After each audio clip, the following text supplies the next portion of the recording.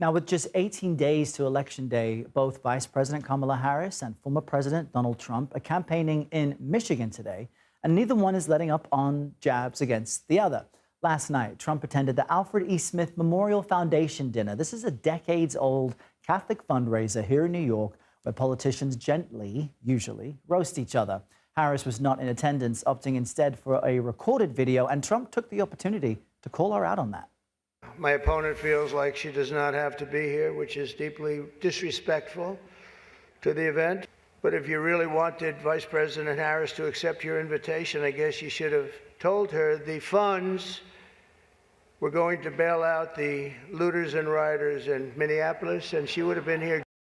Meantime, Harris did some roasting of her own while in Green Bay, Wisconsin, mocking Trump's new claim that he's the father of IVF. It just gets more unbelievable sometimes. And now the man calls himself the father of IVF? I mean, what does that even mean? He has no idea what he's talking about. When it comes to the health care of women in America. Now, this all comes as fresh new CBS News polling shows Trump with an advantage in the battleground state of Arizona, and it's all about the battlegrounds. He's leading, as you see, by 3 points, 51% to Harris's 48%. Let's bring in CBS News campaign reporter Olivia Rinaldi now. She's following the campaigns for us from Washington. Olivia, Harris responded last night to a comment that's getting a lot of attention from Trump's town hall this week, where the former president insisted, as far as January 6th, that it was a day of love. And he sees that nothing was wrong with that. We know that's not true, but what is the fact that Harris is calling that out, and how is it playing out on the campaign trail?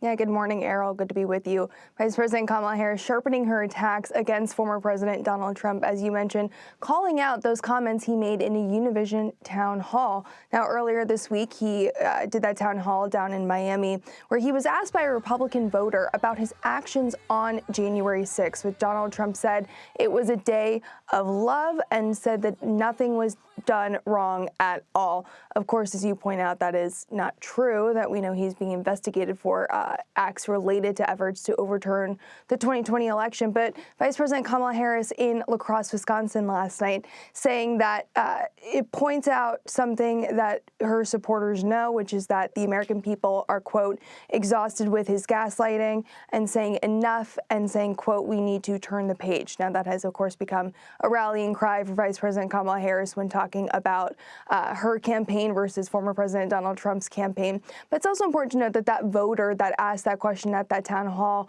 told Univision yesterday that that answer was insufficient from the former president, and he will not be voting for Trump. This is a Republican voter. So important to note there that through all of this noise of everything going on the campaign trail, January 6th is still something that voters care about, Republican voters in particular.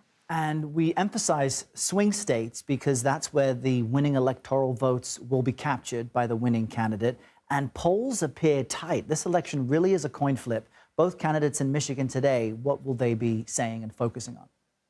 Yeah, both those candidates vying for Michigan's 15 electoral votes, very crucial battleground state there.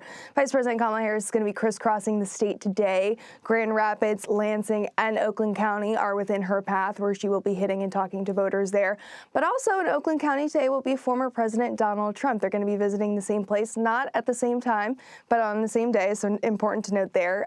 He will be doing a roundtable with a business group there, and Mike Rogers, who's the Senate candidate running in that state, focused on manufacturing, bringing jobs back to the U.S., things of that sort to appeal to Michigan voters. And then Trump is going to cap the night with a rally in Detroit. So all of them crisscrossing Michigan today, heading back on the campaign trail later on just to get back out there and see how this is impacting all the voters and what they're thinking. The blitz continues. Olivia Rinaldi, thanks for waking up with us. Appreciate you.